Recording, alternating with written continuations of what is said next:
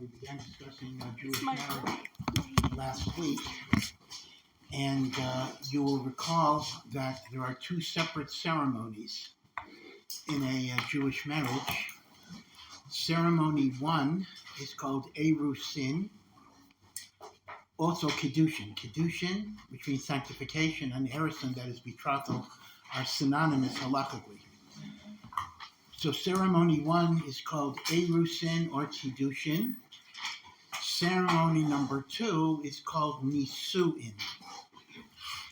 Now, originally, the ceremonies were separated, and halacha permitted a separation of up to 1 year. It didn't have to be 1 year. They could do it right away, but it was common to have up to a 1 year separation.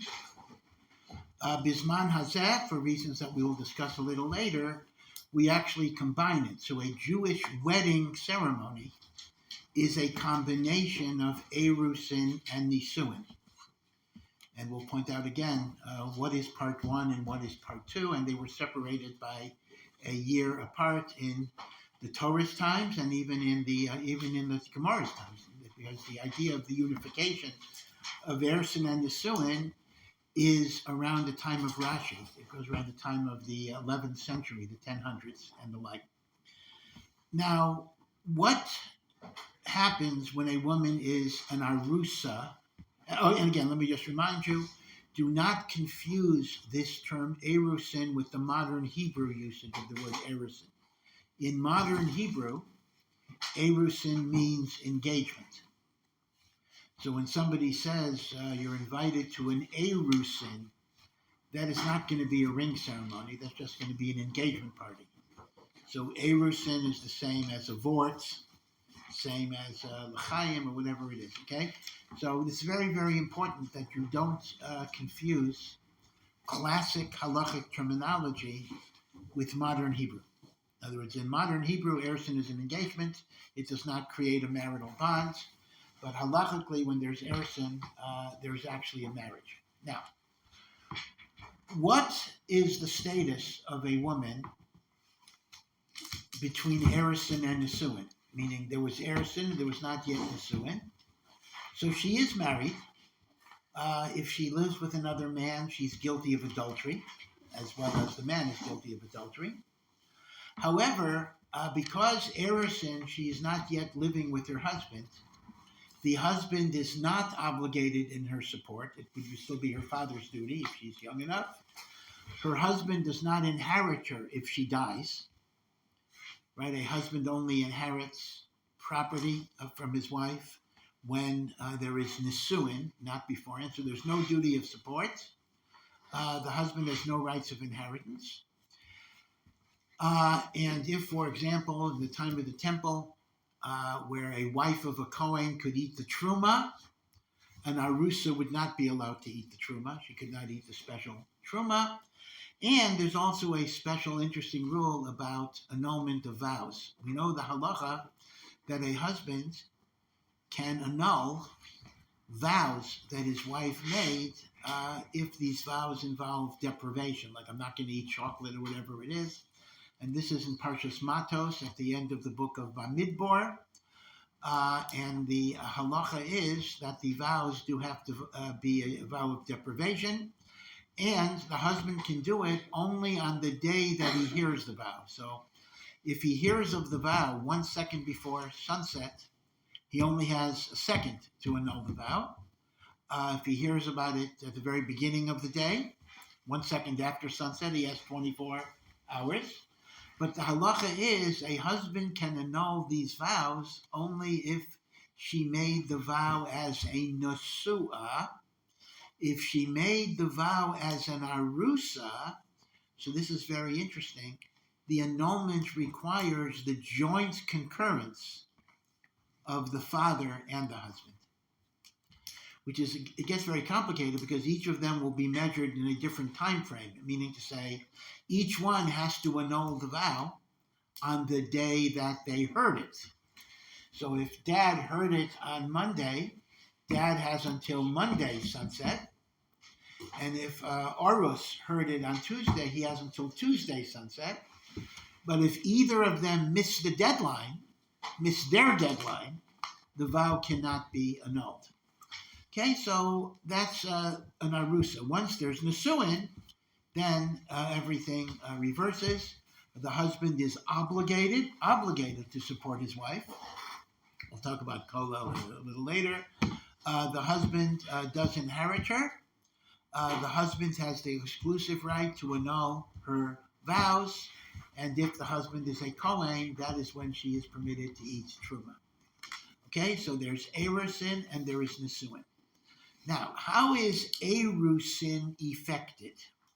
So the normal way, although there are other ways, but we'll just try to keep it relatively simple. The normal way erusin is effected is by the husband giving, or well, he's not the husband yet, but by the chassan giving to the kala an object of value that is worth a pruta. Pruta is the smallest value. People often say it's a penny, but the truth is it's even less than a penny. But a pruta, and again, and so number one, he gives her an object of value. Number two, she accepts it. Number three, he declares the words, English, Hebrew, doesn't have to be the exact words either. Hareyat mekudeshet, behold, you are sanctified to me, or betrothed to me, with this object, in accordance with the laws of Moshe and Yisrael. It doesn't have to be a ring. Under halacha, it could be an object of value that is essentially worth a penny, actually less than a penny, a pruta. So a man could betroth a woman with a piece of gum or a Cracker Jack ring, if you remember what those things are, or a coin. In fact, some Sfardim actually had a custom to this day that they betroth with a coin, an actual money, as opposed to monetary objects and the like. And, most importantly, it must be done in front of two witnesses who witness the giving of the object, his declaration, and her acceptance. Now, her acceptance does not have to be verbalized, right? If you've been to a chasna, you know that. The kala does not have to say anything, but the fact that she accepts we do a ring today, I'll talk about why that's so, but her acceptance of the object after he makes the declaration, that is considered to be acceptance of the object. So again, the steps are, actually maybe I should have, I'll correct the order. The step is declaration, behold you are betrothed to me, giving of object of value, acceptance by the kala of that object of value, and all of this is in the presence of witnesses. You don't need a catering hall. You don't need a rabbi, technically. You don't need a minyan, technically.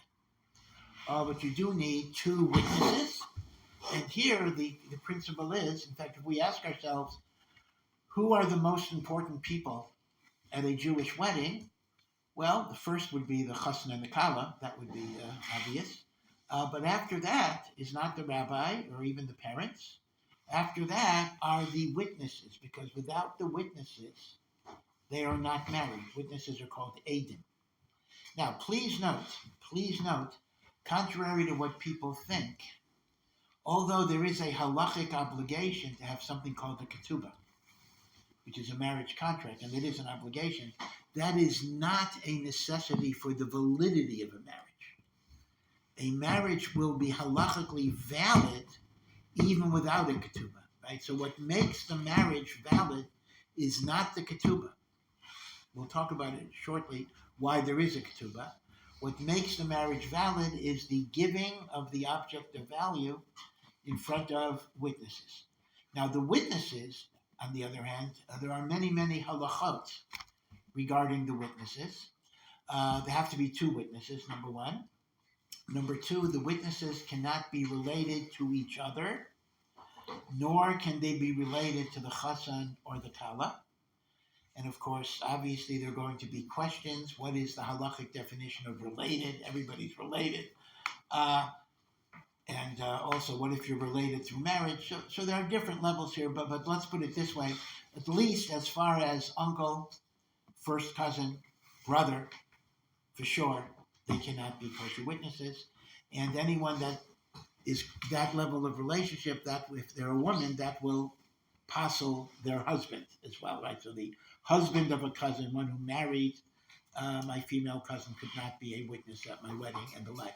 If you're talking about second cousins or the like, talk to your local rabbi if that's relevant, because it's indeed a problem that you'd be somewhat surprised with. That very, very often people try to designate relatives to be witnesses, and they're not kosher. So they have to be men, they have to be bar mitzvah, they have to be Jewish, they cannot be related to each other or to the chassan or the kala, and finally, they must be halachically observant. They must be shomer Shabbos. If they are not shomer Shabbos, they are not kosher witnesses. If they are not kosher witnesses, the marriage is not a valid marriage. Okay, the witnesses make the marriage. It's also very important that the ceremony be the man giving the woman an object that she accepts, meaning in some modern ceremonies, they have what are called double ring ceremonies, where each one gives a ring to the other, and each one declares they are marrying the other. Halachically, this is very, very problematical. Again, I'm not necessarily going to justify from a secular perspective the fact that it's the man that's doing all of this. But nevertheless, the man must be the one who gives the object, and the man must be the one who makes the declaration. If they really want to have a double ring ceremony, so what some rabbis will do is they will allow the bride, the wife, to give a ring to the husband, but only after the Sheva brachos, meaning to say the marriage ceremony is officially finished, and then the wife gives a ring, and she could even declare something. Even that is a bit on the modern side, so to speak. But, that's something that halacha would allow, but it cannot be an integral part of the actual halachic ceremony. Now, as I say, it does not have to be a ring. It could be anything that's worth a penny. A piece of candy is fine as well. The custom, however, has been, now this is where minhag comes in, the custom has been in most of Klal Yisrael that kiddushin or erusin is effected by a ring. Why is that so? So part of it is connected to the idea that a woman, it says in Yirmiyahu, surrounds the man by giving him spiritual protection and elevation. And therefore the ring symbolizes the notion that her job is to surround and protect the man in a spiritual sense. So it really goes both ways.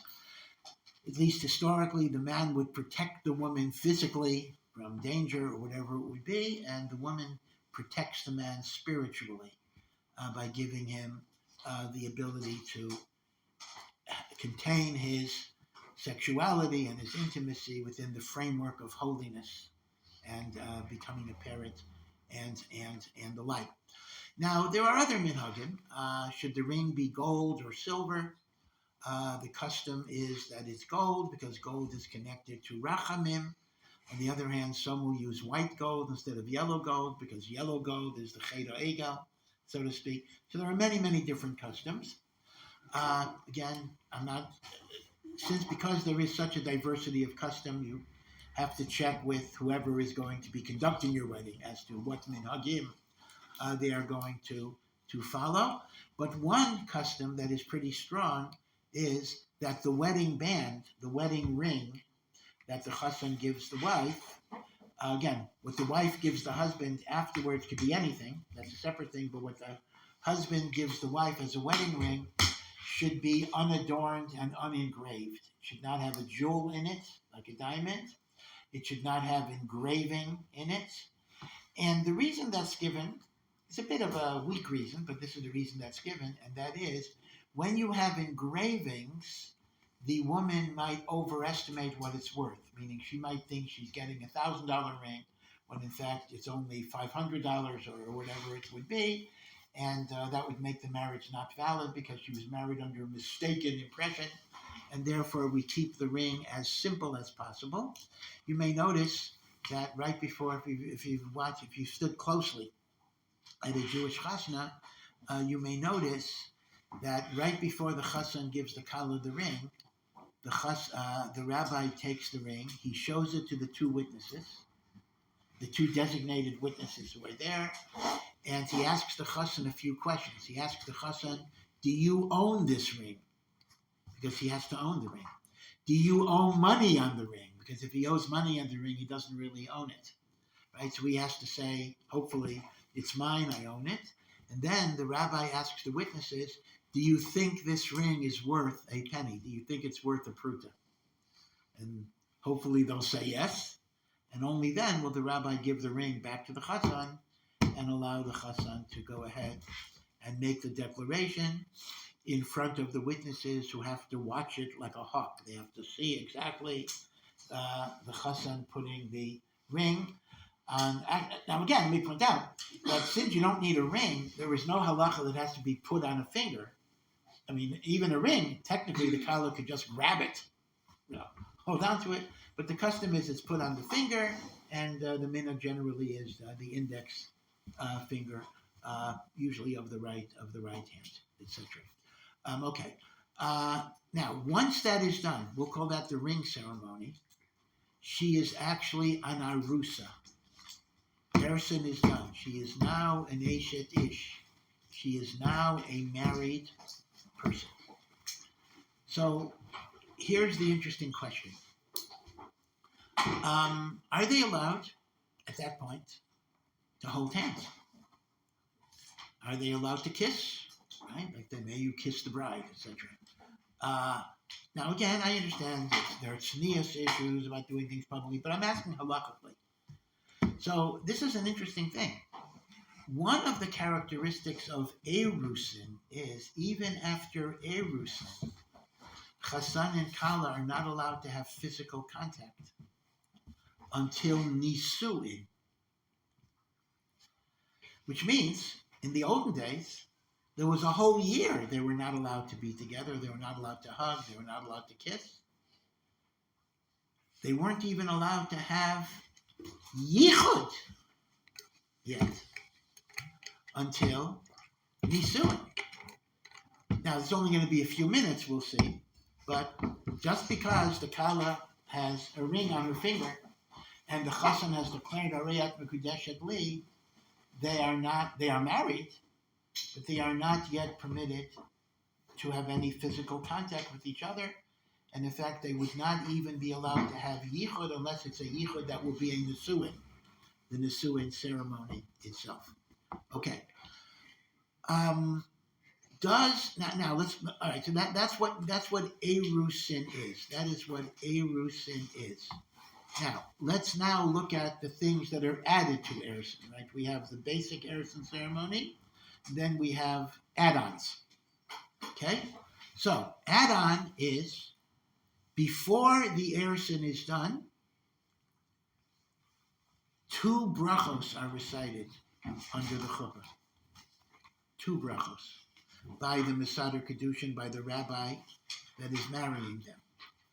The first bracha is on a cup of wine, which is Borei Pri Hagafen. And the second is a bracha on the mitzvah of getting married.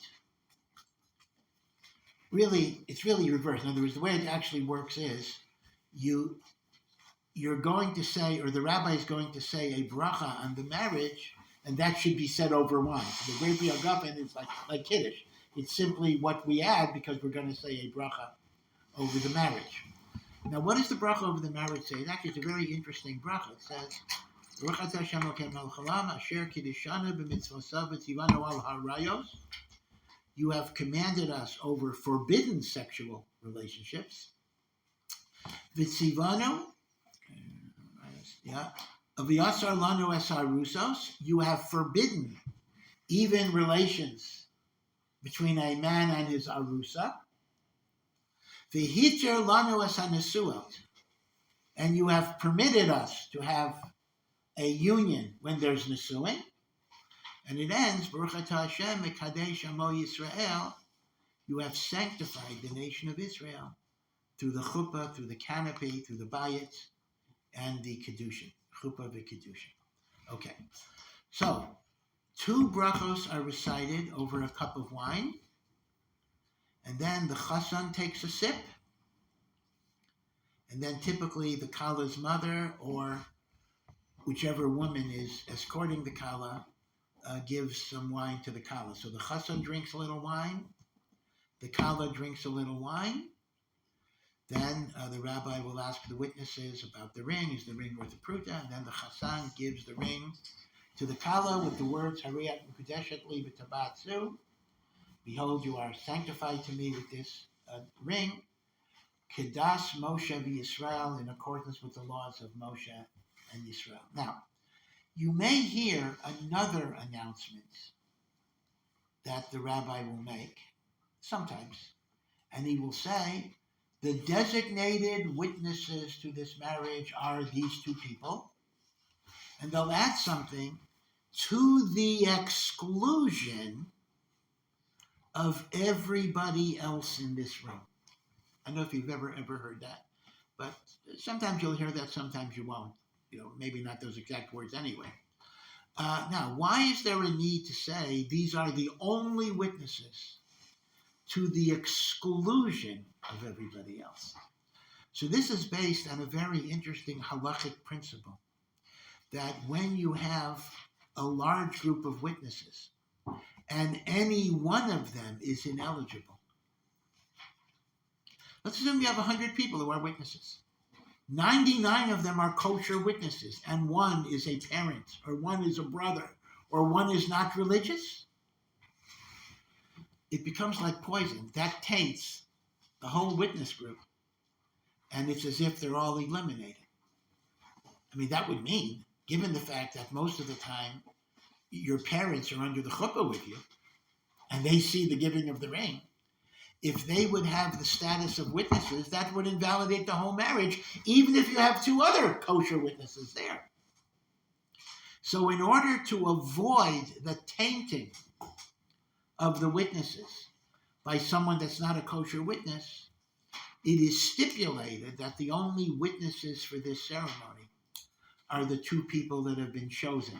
They've been chosen ahead of time to be the witnesses under the chuppah. Okay? Everyone understands that's erusin. Now, so the main add-on, which is mandatory, is the add-on of the bracha over the wine and the bracha over the mitzvah. That is mandatory. And that, by the way, does require a minyan. So theoretically, I could marry somebody in my backyard during recess when nobody's around. But in order to make the brachos, there has to be a minyan for that. Okay. Now, some other add-ons, which are really more minhagim, again, I'm not yet dealing with the Kabbalah's panim, that's the pre-stuff, but I'm talking about under the chuppah, is that there'll often be a song. I mean, music is played, obviously, when the chassan goes down and when the kala goes down, and that's their own choice. Whether you have a lengthy procession, bridesmaids or whatever it is, that's up to you. That halakha does not require that. But it is customary for both the chassan and the kala to be escorted by people on either side of them. Again, this is not mandatory. I want to clearly distinguish between what you must do and what is normally done. And the notion of being escorted to the chuppah, this is called shushvinin. Shushvinin are the escorts. And it goes back to a medrash that says that when Hashem brought Adam and Chava together, which was the first marriage, he acted as the escorts to bring them together. So every marriage is a reenactment of the union of Adam and Chava. So we have to have shushvinin. Now, for most people, shushvinin are their parents. Their parents are the ones who walk them down. But even here, there are 2 different minhagim. And that is, for some people have the minhag, it's father, mother for each one, meaning the chassan is walked down by his father and his mother, and the kala is walked down by her father and her mother. That's the misnaged minhag. At least used to be. Now the people became stricter on this, but the old tradition was father, mother, father, mother. Among many Hasidim, the minhag was the two fathers walk down the chassan and the two mothers walk down the kala. So again, you'll see both ways. Both ways are acceptable minhagim in Klal Yisrael. However, where things get a little rough is there are, obviously you can imagine that Shushvinin can create complications when there is a divorce. Let's say the chassan's parents are divorced. So many say that it's not entirely proper to have Shushvinin who are divorced because you're beginning a marriage, you don't want to have an ayin hara, you don't want to bring something in about divorce. So what do you do when you have father and mother who are no longer married to each other? So once again, there are different minhagim. We don't have an absolute halacha here. The only halacha that we have is it's not good for them to be the ones who walk down fully. So what do? So some say they don't walk down at all. And what you do is you get two other people. You get a rabbi and a rebbetzin to do it, etc. Others say we let the father and the mother walk down halfway, meaning don't walk all the way to the chuppah, meaning walk up to the chuppah, and then either the chassan or the kala go by themselves, or a rabbi and a rebbetzin bring them up. That's one way of doing it.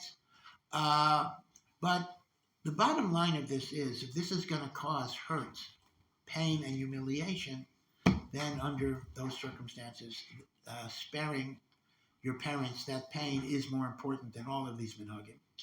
And if they have to walk up to the chuppah, they walk all the way up to the chuppah, because the most important point is not to cause any pain. Now, things get even more complicated if you have a ger or a gioret whose parents are not Jewish, a convert. Once again, it's not so proper for non-Jewish parents to walk under the chuppah, but here we do allow them to walk up to the chuppah, not under the chuppah, meaning walk up and they don't actually finish it, but they're allowed to stand there and the like.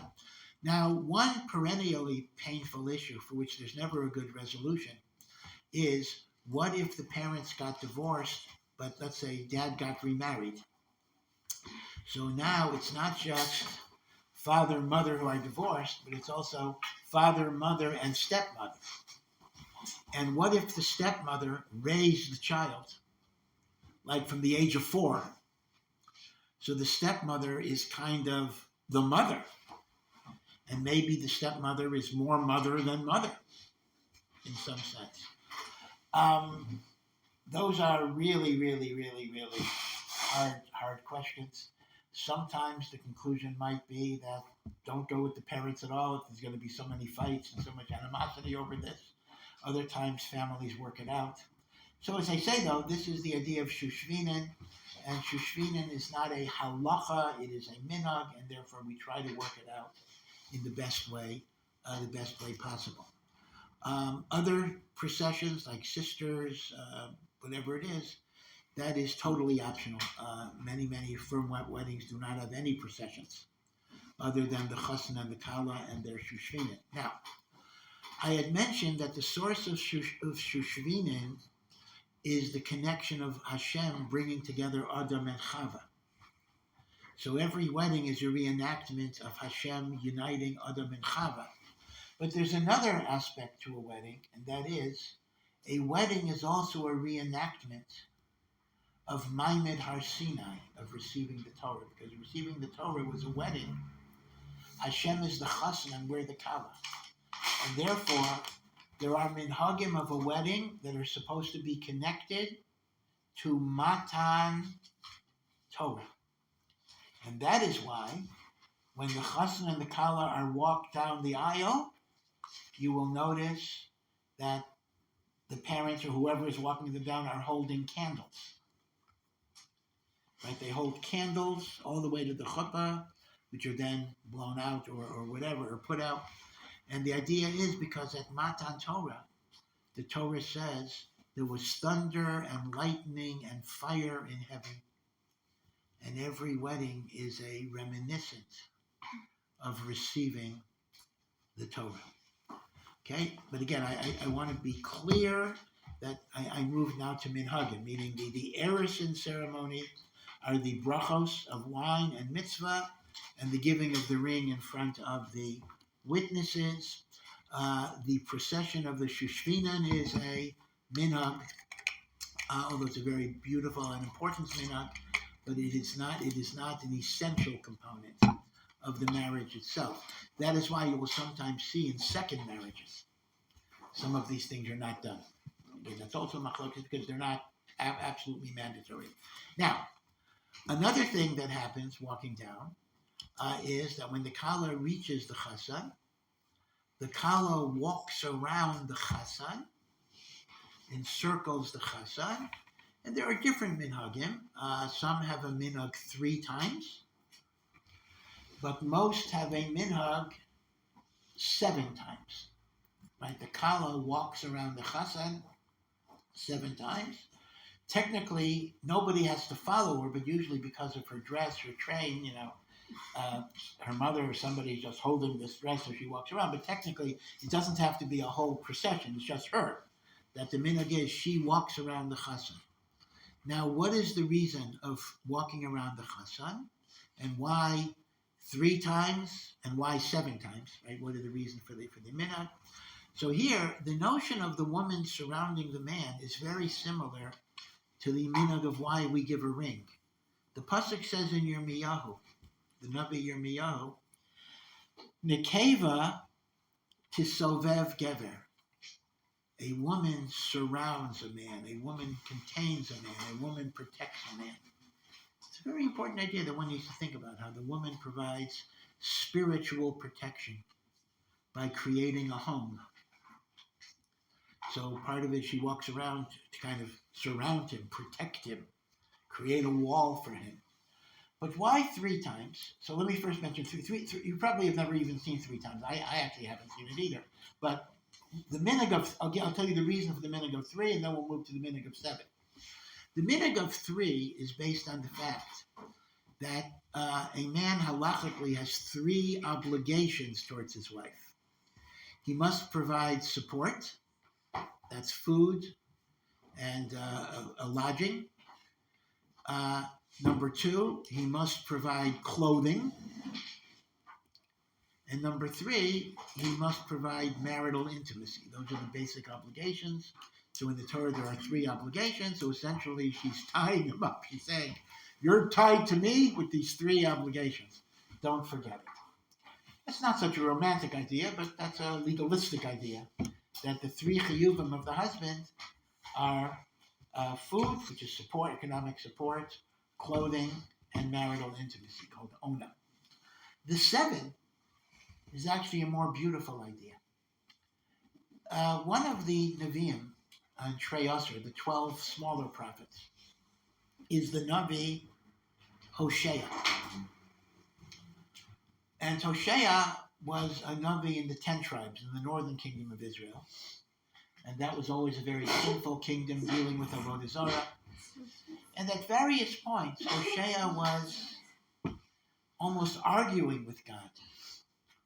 That why do you care about these Jewish people? They're so unfaithful.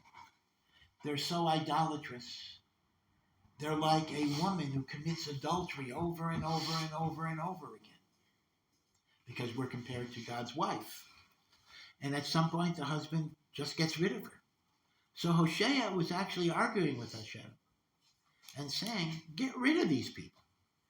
They're not worth it. And you know what Hashem said? Hashem told Hosea, I want you to marry a prostitute. Imagine this, a great Navi being told to marry a prostitute. And after he married her, she continued to be a prostitute. And God said to Hosea, you want to get rid of her? And Hosea kind of said, you know, God, I love her too much. So God says, now you understand my problem, so to speak. It's very, very fascinating. He wanted Hosea to see through Hashem's eyes as if it would be possible. What absolute love is. Now, this is not the time to talk about this. Obviously, God's love is not easy love. Obviously, there's accountability, there's galus, there's korban, there's suffering, things happen. It's not that God says, I'm okay, you're okay. But underneath all of the onshim, all of the punishment, there is love. And that love never ends. And at the end of this whole story with Hosea, Hashem communicates some verses that men say every day when they put on tefillin. And it says, Ve'erastich, erastich is ersin. Erastich li liolam, I have betrothed you to me forever. Let's count the expressions. Forever. Ve'erastich li, I have betrothed you to me, b'tzedek u'v'mishpat, with righteousness and with justice, v'chesed, with loving kindness, rachamim. So now we have 5 expressions. Liolam, forever. Chesed, mishpat, tzedek, rachamim. So that's 5. Ve'erastich li bi'amuna. I will betroth you to me with faithfulness. Number 6. V'yadat es Hashem. And you will achieve true das. Das is knowledge, but that's intimacy with Hashem. So there are 7 terms of endearment that express the relationship of God to the Jewish people. A kala walks around the chassan 7 times, so that those 7 aspects of endearment shall exist in their relationship as well. Again, this is minhag. This is not halacha, but this is the idea of the minhag. And then there's another aspect to it. If you remember studying the book of Yoshua, I'm sure you know the famous story of how Yericho, the very first city the Jewish people conquered after Moshe Rabbeinu's death, and they crossed the Yarden River, was Jericho, Yericho. And Yericho was conquered in a most miraculous way. Every day they walked around the city once, the walls of the city once. And on Shabbos, they walked around the walls of the city 7 times. And the walls fell down. The walls fell down. That's a famous black spiritual. Right? Joshua and Jericho, and the walls came tumbling down. So what does this mean? In ways we don't fully understand, encirclement connotes the collapsing of walls, the collapsing of barriers. So the Kala encircles the chassan 7 times, just as the walls of Jericho fell down, and there were no barriers between us and the city. So too may there be no barriers between the chassan and the Kala in their lives. See? Again, minhagim. I do want to emphasize again and again and again that this is not part of the halacha of erusin, but these are minhagim that over the centuries have been added to the erusin to enhance. That's why it's it's always a little sad to me. Maybe people go to a lot of weddings. Certainly, I myself am a bit jaded because go to so many weddings all the time. That people talk and they're on their cell phone and they do all sorts of things and they're not paying attention because been there, done that. Either they're married or they've been to a million weddings or both and the like. But this is a very, very holy moment. The gates of Shemayim are open. And not only are the gates of Shemayim open for the chassan and the kala, but the gates of Shemayim are open for everybody. And it's as if, the Shekhinah comes to a chasna. So when you're like talking or joking around or on your cell phone during the chuppah, you're doing this in Hashem's presence. Hashem is there. So it's kind of besides it's disrespectful, of course, to the chasna and the kala, for sure, but on a much deeper level, it's disrespectful to HaKadosh Baruch Hu. at that time. So one should take it very, very seriously. Now, one thing you may notice, you may notice very often that when the chassan comes down the aisle, people stand up as he passes them. And then some people do it for the kala as well when she comes down the aisle. Now, again, this is a minhag. Well, we'll see. It may not even be a minhag, but if you see it, it's based on the minhag that a chassan is considered to be a melech on the day of his wedding, and the kala is considered to be a malka, a queen, on the day of her wedding. So we stand up to honor the chassan and the kala. There is an obvious question on this, and that is, hey, they're not married yet, meaning to say, they're on the way to the chuppah. Now, the chassan is not a melech until he becomes a husband. The wife is not a queen, or the kala is not a queen, until she becomes a wife. So it doesn't really make sense to stand up for them on the way to the chuppah. And the truth of the matter is, although, again, if you have such a minhag, it's fine, and if other people are doing it, you should do it anyway, because why stand out? But the truth of the matter is, this seems to be a relatively recent minhag. It seems that the older minhag was, well, here's the problem. The older minhag, there were no chairs at a chuppah. So nobody was sitting down anyway. So the normal minhag was everybody was standing because there were no chairs. So in recent decades, we put in chairs. So there's not really a source for standing up for the chassan and the kala. But again, it's kind of those things that people started doing. So whatever, I wouldn't be, if people do it, don't stick out. But as I say, you don't necessarily have to do it. Halachically, there's no requirement of standing up in that way. Okay. Alrighty. So all of that is Ersin. So Ersin is over with the giving of the ring. That's the end of Ersin. Now, the next thing that happens is the reading of the ketubah.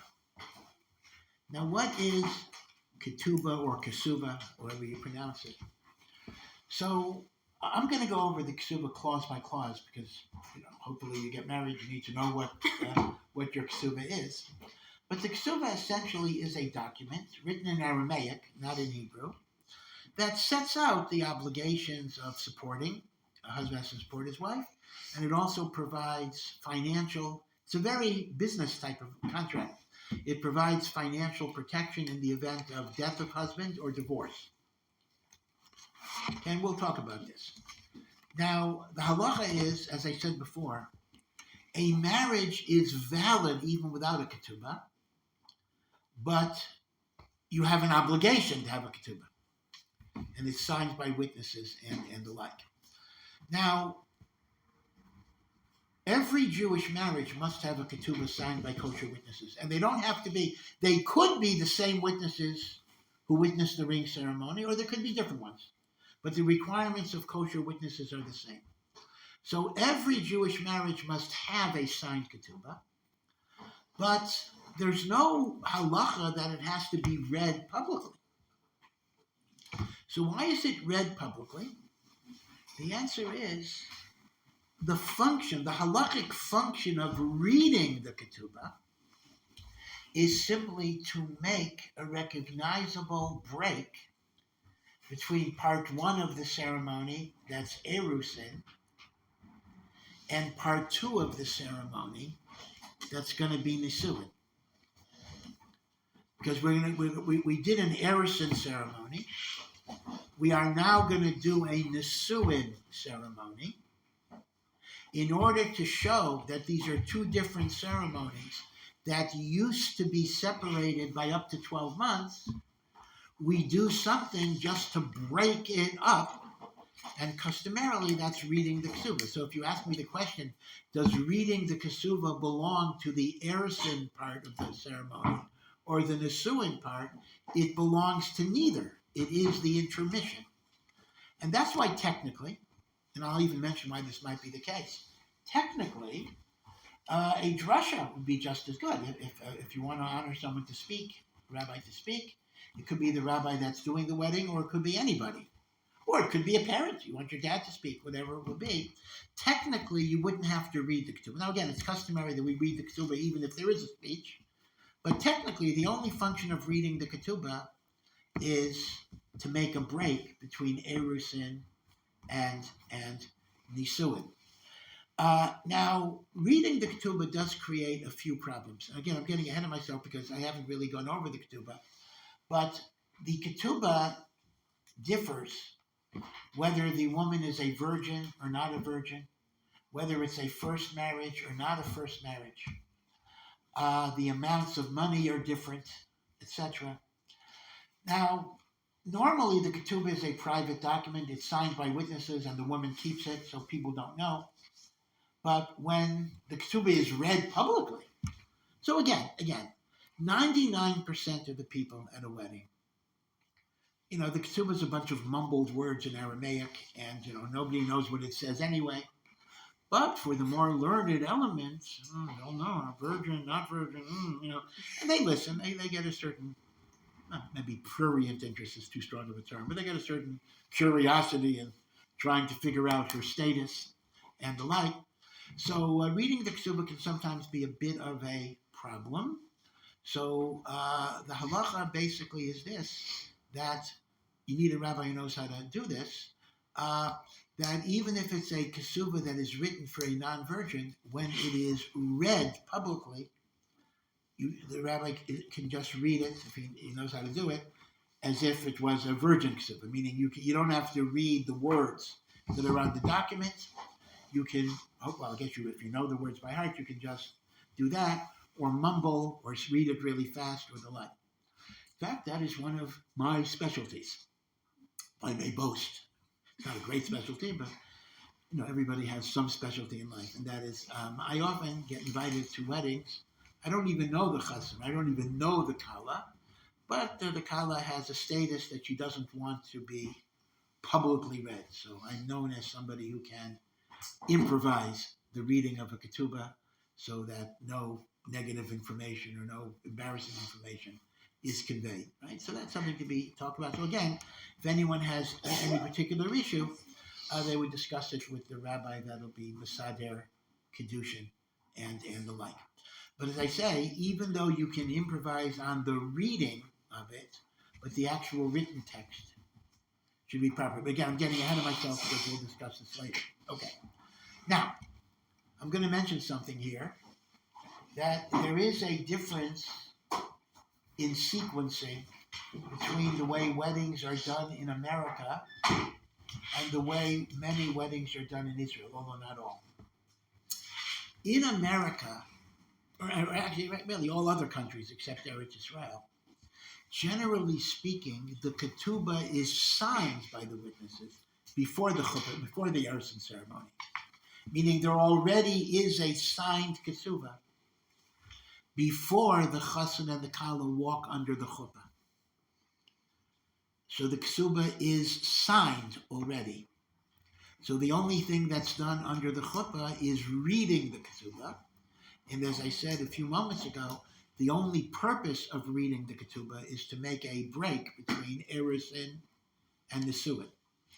In Eretz Yisrael, in the yeshiva world, again, not everybody does this, but the custom is actually a little different.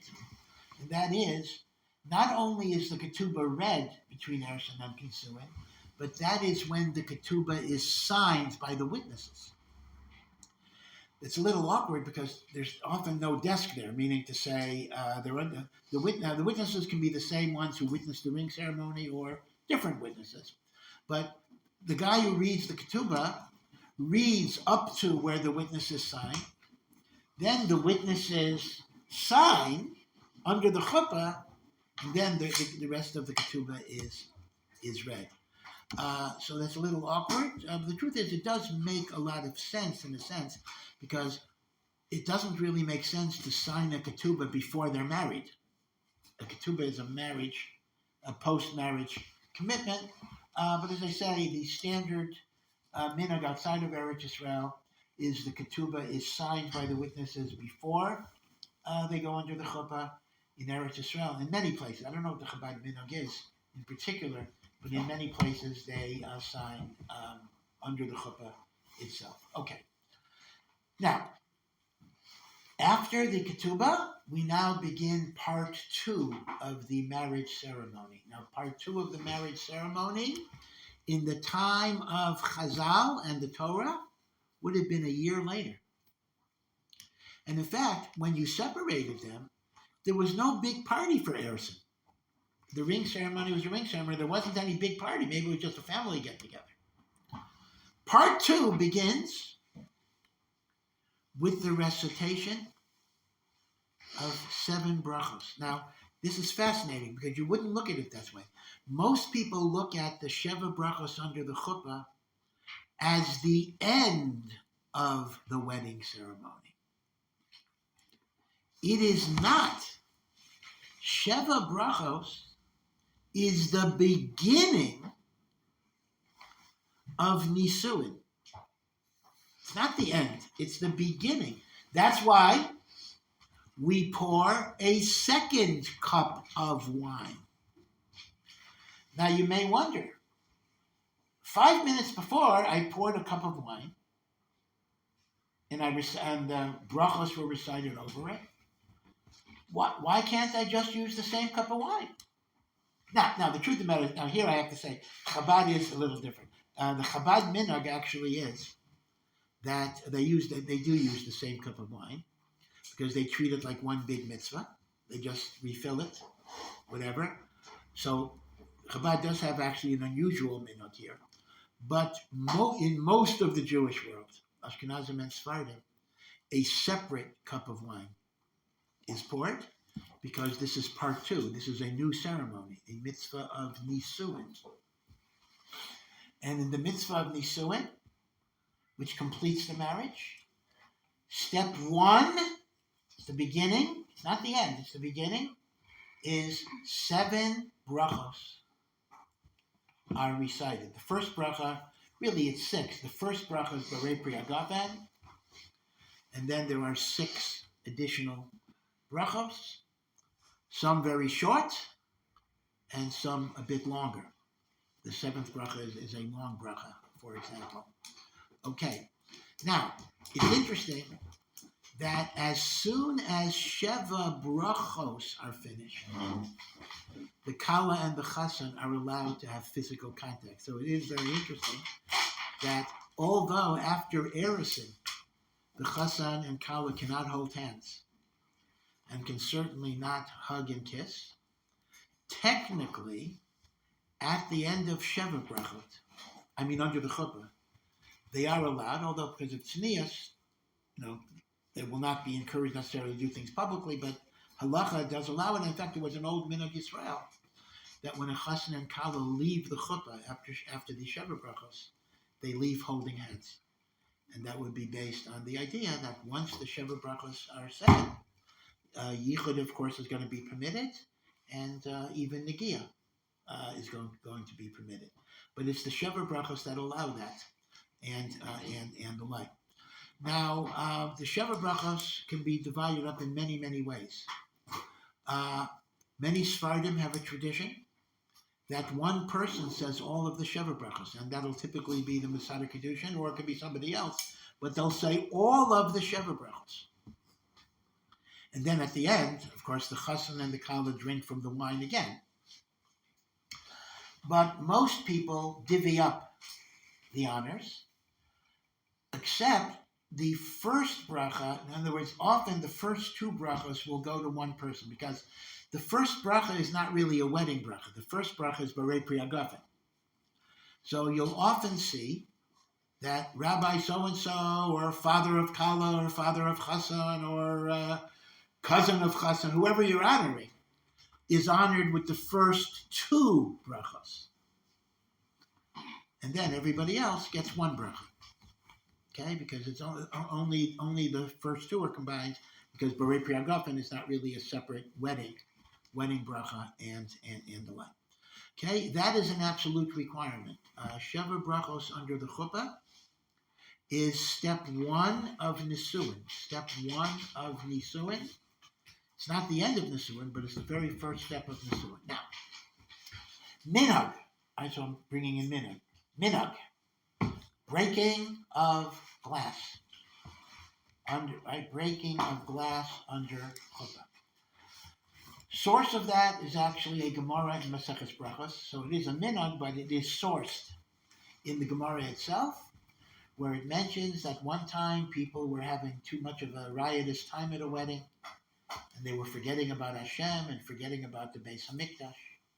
So one of the rabbis took a precious goblet of glass and smashed it. So people should be a bit more serious and think about this. Since then, it's become a minhag that at our moments of great joy, we break a glass, and before the glass is broken, the chassan and the kala together say the verse from Tehillim, Im eshkachech Yerushalayim tishkach yemini. Like the band may play it, but the chazan is supposed to say these words. If I forget Yerushalayim, may I forget my right hand. Tidbak lishoni lechiki. May my tongue cleave to my palate. Im lo eskarechi, if I don't remember you. Speaking to Yerushalayim, like face to face. Im lo Allah es Yerushalayim. Al rosh simchasi. If I don't elevate Yerushalayim to the greatest of my joys, above all of my joys. You see, every chasna is building a Beis Hamikdash. So you actually are building a Beis Hamikdash, but it's a miniature Beis Hamikdash. And at that moment you pray that this miniature Beis Hamikdash should be the precursor to the third Mikdash, that is Yored Min HaShamayim. Now, when do you break the glass? So this is an interesting, or the chassan breaks the glass. So here too, there are two minhagim. The standard minhag that you probably have seen is after the last of the Sheva Brachos, meaning the Sheva Brachos are completed, the chassan drinks and the kala drinks. And here, by the way, the chassan can give the kala, the wine now. Right? You'll notice, after the ring ceremony, or actually before the ring ceremony, it was the kala's mother that gave to drink, kala to drink. After Sheva Brachos, the chassan can give the kala to drink, although they often don't do that, but indeed that would be mutter at that point. So at that point, after the drinking of the wine by the chassan and the kala, the chassan and the kala say together, and Meshkei Yerushalayim, and the chassan smashes the glass, and then people go crazy with singing. And some people say, by the way, they don't like that. I mean, isn't that like, that's going against the whole point. The whole point is to reflect. The whole point is to remember we're in Galus. It shouldn't be a signal to start going crazy. So, okay, the minute, people do what they do, we can't really stop it, but some have tried to create a circumstance where maybe you don't start dancing or singing for a minute. You have a minute of silence or something. But the minhag in many places in Eretz Yisrael kind of avoids this. Because when they break the glass, they do not break the glass at the end of the Sheva Brachos. They break the glass after the Erusin, before the reading of the Ketubah. I don't know if you've seen this, but sure. And people are not yet pepped up to start singing and the like. They haven't even read the Ketubah yet. Now the chassan gave the ring to the kala and says, Hareyat mekudeshes li v'tabasu k'das Moshe v'Yisrael. He puts the ring on her finger, and the chassan breaks the glass, and that's it. And then they go on to the reading the Ketubah, and then the Sheva Brachos. Okay, so the point basically is that in many parts of Eretz Yisrael, there are two major differences in what you will see at a wedding. In Chutz La'aretz, the Ketubah is signed before the Chuppah, and it's only read between Erusin and Nisuin. In many parts of Eretz Yisrael, the Ketubah is actually signed under the Chuppah. That's one difference in Eretz Yisrael and Chutz La'aretz. The second is that in many weddings in Eretz Yisrael, the glass is broken after the Erusin ceremony, before the reading of the Ketubah. In most places outside of Eretz Yisrael, the glass is broken at the end of the Sheva Brachos, right? So again, these are minhagim. These are very, very beloved and ancient minhagim, but they do not affect the kashrus of the wedding itself. The wedding is kosher even without a glass.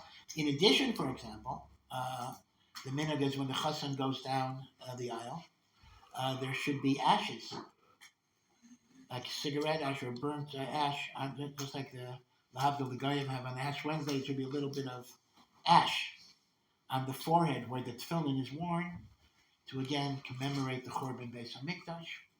Some people don't do this, some people skip it, some people are not aware of it, but that's proper as well. That we have Afer are ashes instead of Pe'er, instead of glory. But again, these are minhagim that remind us of Yerushalayim. Okay, so we're up to we did part 1 of Nisuin, that is Sheva Brachos. After that is part 2 of Nisuin, which is the Yichud room. Okay, and we'll discuss next week more in detail about that. But it's important, again, you have a totally different picture. The Sheva Brachos are not the end of the ceremony. They are part 1 of the second ceremony called Nisuin. Okay? Meaning, 1,000 years ago, after the ring ceremony, there wouldn't have been Sheva Brachos. Sheva Brachos would be a year later, before the Chassan and the Kala set up house together. Okay? Wish you again a Chanukah Sameach, a Freilich Chanukah. May it be a true time of Or.